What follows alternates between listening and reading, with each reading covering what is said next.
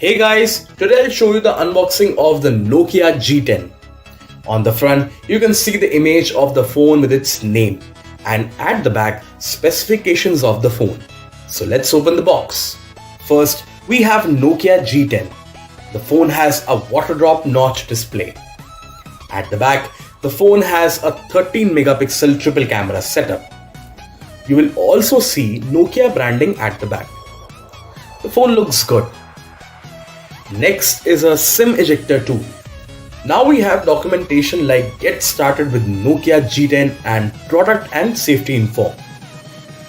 Here is a silicone back cover that will protect your phone from any harm. In this compartment, we have a 2-pin wall charger. At last, a USB Type-C cable for charging the phone and transferring the data. So guys, that's all you get inside the Nokia G10 box. Thank you so much for watching this video.